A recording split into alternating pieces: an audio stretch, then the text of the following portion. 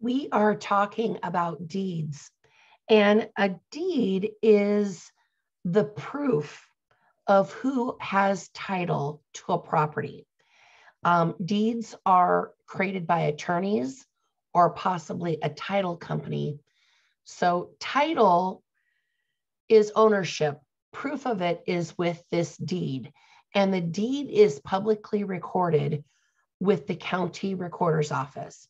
And we're going to talk a little bit about how things are recorded here in an upcoming section. We've got a list of things here that make for a valid deed when we transfer title from one party to another. The grantor or the current owner / seller must be legally competent. The new owner must be reasonably identified. There must be a statement of consideration. Oftentimes I see that maybe for $1. There must be a granting clause, a habendum clause, the legal description of the property, any exemptions such as a subsurface right, notarization, and delivery and acceptance by the grantee or the new owner. So I want to dive into a few of these specifically that I think might be most helpful for you. The first one is this grantor being legally competent. So we've already talked about legal competency and a minor. So someone who's declaring temporary insanity, intoxication, or some sort of influence like that, or a minor. This would be legal incompetency. And anytime we've got a minor that signs a document, it is voidable, not void, it is voidable. And the example I had used with you previously was this whole hashtag Free Britney movement back when she was in a conservatorship. She was already declared mentally incompetent in a court of law. That would have been void. But someone who is declaring it during the process or after the fact, or as a minor, it's voidable, meaning you got to go to court and have them settle that and figure it out for you. Okay. So a minor is always voidable.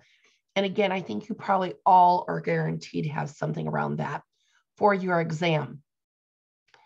The next one I really kind of want to hit for you is this notarized signature. A deed must be notarized, and you can become a notary yourself, and I highly recommend all of you do this. You can go to the Secretary of State, which is sos.iowa.gov. I believe it's $30 for 3 years to be a notary, and then you'll also need to get a stamp. And what I would recommend doing is leaving your expiration date on the stamp blank so that every 3 years when you renew your notary, you don't also have to invest in buying a new stamp. Being this notary, you maybe don't need to do right away because I know you've got a big list of things that you're spending money on and details that you're working out to get licensed.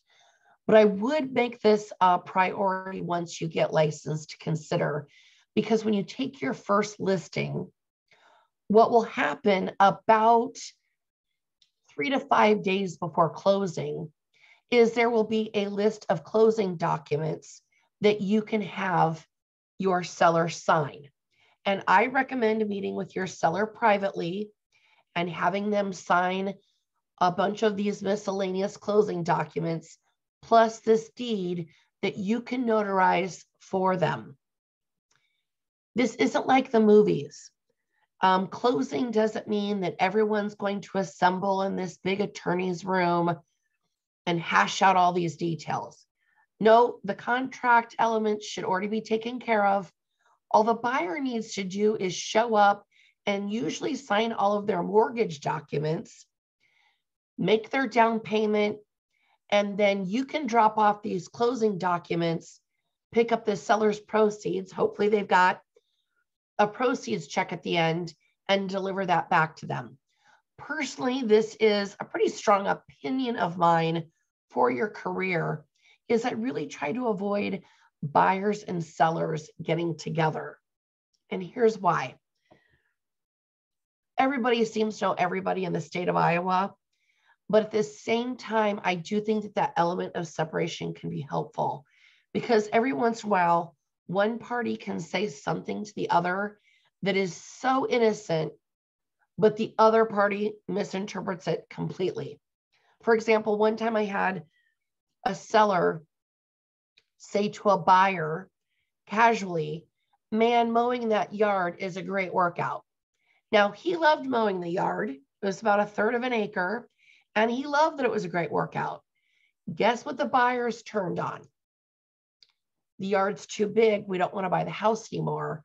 And there really wasn't a contingency or a reason for them to get out of it other than that comment that completely landed wrong.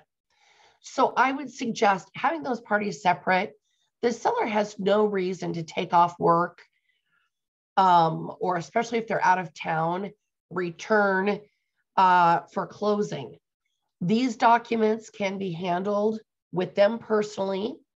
If they're out of state, you maybe will help them find a notary in their location to facilitate these documents. And then you will take them to closing or have them available at closing. And again, the seller doesn't need to be there. But this does lead me to the last point I want to highlight. This is delivery and acceptance of the deed. So when your seller signs the deed, that is not the moment that title transfers to the new owner. It's when the deed is delivered to them at closing and they accept it. That's when title transfers to the new owner. Okay. So it's not when the seller signs it, it's when it's delivered and accepted by the new owner or the buyer. Okay. So next up, we're actually going to move on to some different types of deeds that could be available for you to work with.